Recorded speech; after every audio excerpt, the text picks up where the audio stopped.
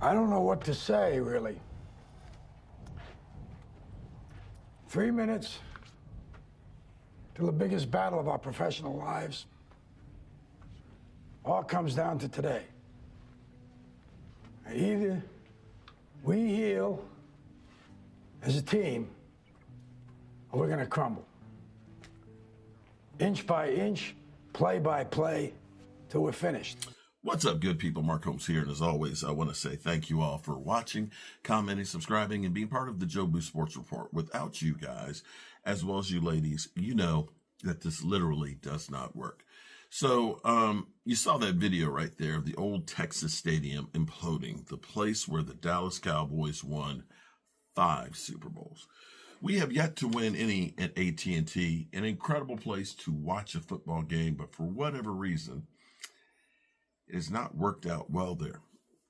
You know, the thing that is kind of crazy that I think about is the Dallas Cowboys. I know, listen, let me be clear here. I am Joe the fan. I'm here in my basement, not my mama's basement, in my basement. Just like you guys, okay? I don't pretend to think that I can run a multi-billion-dollar business like the Joneses. They have made more money than they know what to do with.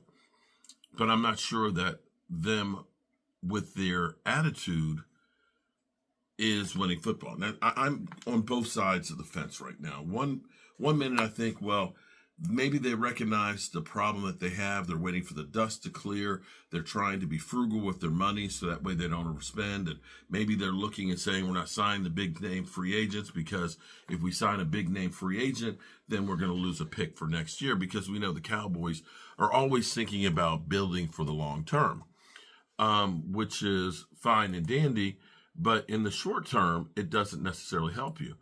The thing that kind of is a miss for me that I don't understand is, for me,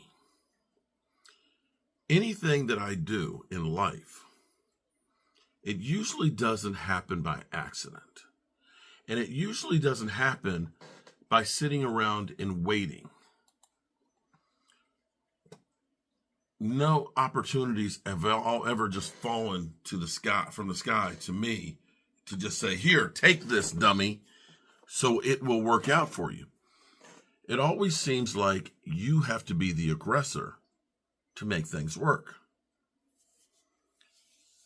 With the red brick house, that thing, when I talked to the city manager, he was like, bro, sorry, it's too late.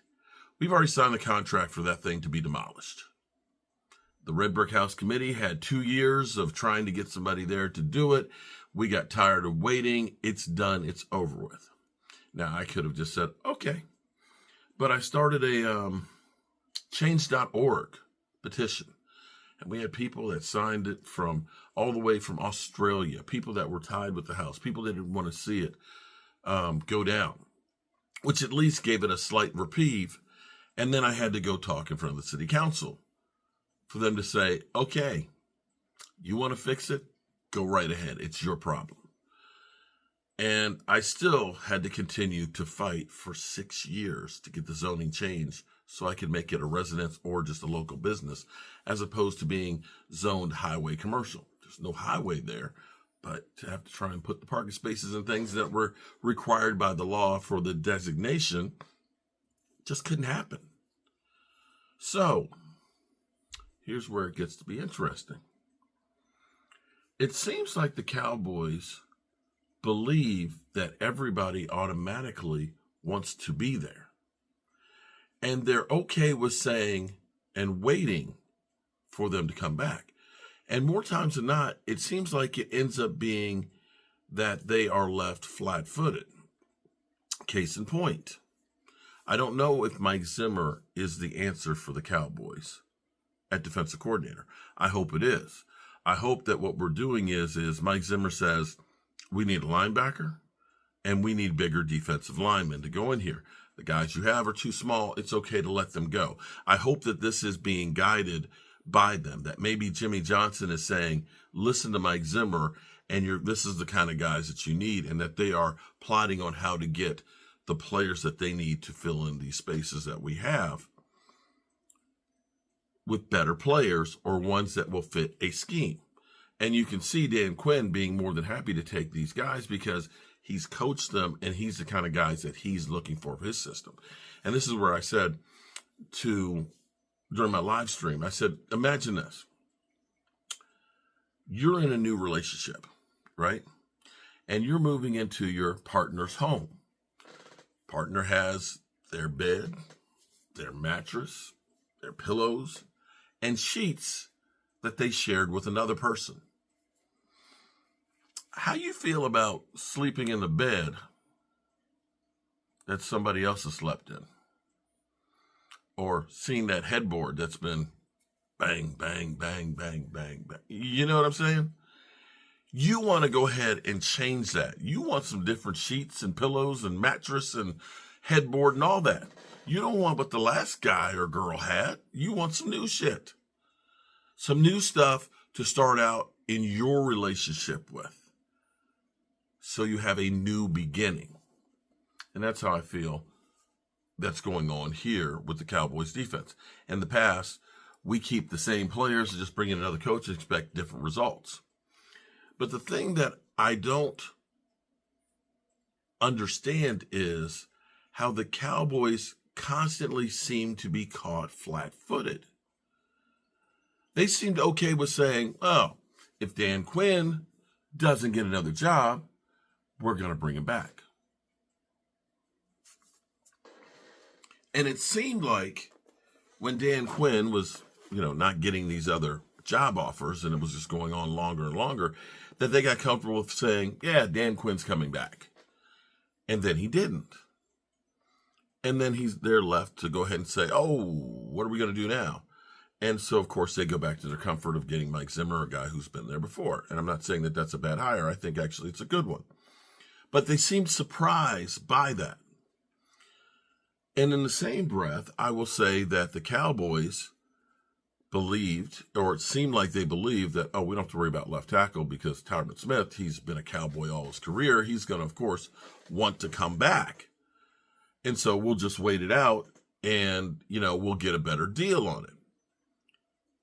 And again, Tyron Smith, first couple of days, nothing. And then finally, boom. You started thinking, okay, well, Tyron Smith is coming back. And then he signs with the Jets for a deal that's $6 million plus incentives, basically kind of what you ended up changing his contract to. And mind you, here's where we have a $6 million dead hit this year because we restructured his deal last year. And so it seems like the Cowboys are always waiting, and I don't know if it's they're scared or they just feel there's no urgency. We talked about last year, Micah Parsons getting his deal and CeeDee Lamb getting their deal. Well, now Chris Jones has gotten $35 million a year. Wouldn't it have been better to have gotten Micah Parsons' deal done at the end of last year when it would have cost you less? What are we waiting for with CeeDee Lamb? Are we waiting for Justin Jefferson to get, 30 plus million a year and then do CDs? CD's already been on the record saying, I want to be one of the highest, if not the highest. And the price isn't going down. And if you know in your mind that you're going to do Dak Prescott's deal, you think it's prorated? If you do it in August as opposed to now? This is what I don't understand about the Cowboys, is they always wait. They waited with Zeke Elliott's contract, and he ended up coming into the season out of shape. They waited on DeMarcus Lawrence's contract, and he waited to get his shoulder done, and it basically destroyed a whole season. I get it. You're rich. You got more money. You don't have to worry about anything, losing your job or anything like that because the team does or does not perform. I get that. But at some point, you have to understand that the way we continue to do the same thing is actually making it more difficult for you.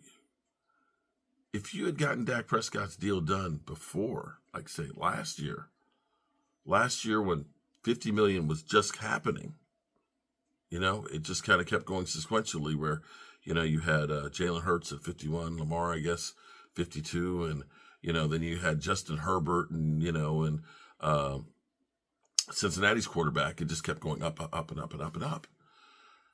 Had we done this stuff last year, it would have been less money. Am I correct? Or do they know something I don't know? Because I keep looking at these contracts and the mistakes that they've made. We all want to blame Dak Prescott for the contract when we need to blame the Joneses on their laissez-faire attitude on getting the job done. And this is what's costing him. Because the way I see it is, if you want something or somebody, you don't wait for them to come back to you. You make it known to them, we want you. You go to Tyrone and say, Tyrone, look, here's what we have slotted for you for here. You've been here forever. We want you to end your career here. Here's what we're trying to do, if it is that you really want them. And it seemed like we keep hearing about, guys that they're interested in. We're interested in it, but we're not going to do anything to try and get you. It doesn't make any sense to me. I'm trying to see and be positive and see the bright side on what's happening and say, here is a possibility of what's going on. But it's getting harder and harder the more time goes on to find a plan in this thing. Yeah. All right, good people. I appreciate you guys. And I'll see you back for the fireside chat at the Red Brick House. Whenever my wife finishes her hair, I'm hitting the road. Peace.